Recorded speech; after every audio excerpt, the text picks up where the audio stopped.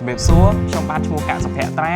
ខ្ញុំបានជាអតីតសិស្សនិតិមកពីវិទ្យាល័យសម្ដេចហ៊ុនសែនបច្ចុប្បន្នខ្ញុំជានិស្សិតឆ្នាំទី1ដែលសិក្សាទៅលើជំនាញ Computer Science and Engineering នៅសាកលវិទ្យាល័យពាណិជ្ជសាស្ត្រ ACEDA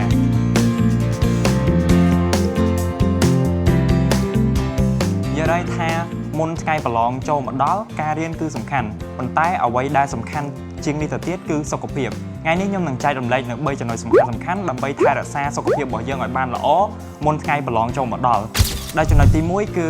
ការទទួលទានអាហារល្អៗការដែលយើងញ៉ាំអាហារល្អវាជាគ្រឹះសម្រាប់ផ្ដល់ថាមពលដល់រាងកាយនិងខួរក្បាលយើងគួរបរិភោគអាហារណាដែលមានអាហារូបត្ថម្ភច្រើនដូចជាបន្លែផ្លែឈើត្រីសាច់និងស៊ុបជាដើមពីព្រោះអាហារទាំងអស់នេះវាធ្វើឲ្យខួរក្បាលរបស់យើងធ្វើការបានល្អ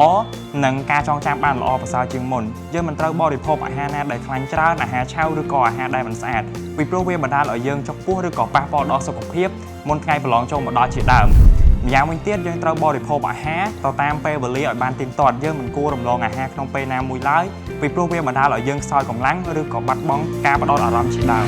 ចំពោះចំណុចទី2វិញគឺការគេងឲ្យបានគ្រប់គ្រាន់ការគេងឲ្យបានគ្រប់គ្រាន់គឺវាមានសារៈសំខាន់ណាស់ចំពោះសិស្សដែលត្រៀមប្រឡង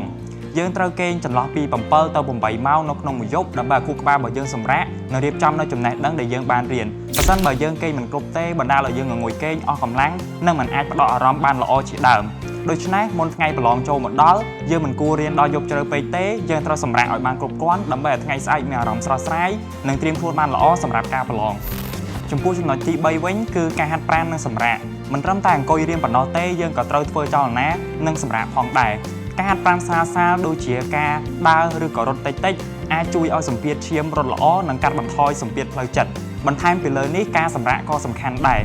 យើងមិនគួររៀនបន្តគ្នាដោយគ្មានពេលសម្រាកនោះទេយើងអាចសម្រាកខ្លីៗស្ដាប់តន្ត្រីឬក៏ធ្វើអ្វីដែលធ្វើឲ្យអារម្មណ៍របស់យើងល្អដែលការធ្វើបែបនេះវាជួយឲ្យខួរក្បាលរបស់យើងនឹងគឺធ្វើការបានល្អហើយត្រៀមខ្លួនបានល្អសម្រាប់ការសិក្សានិងការប្រឡងជាដើម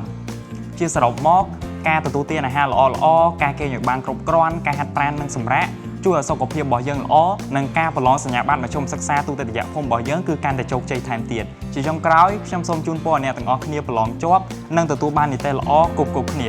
សូមអរគុណ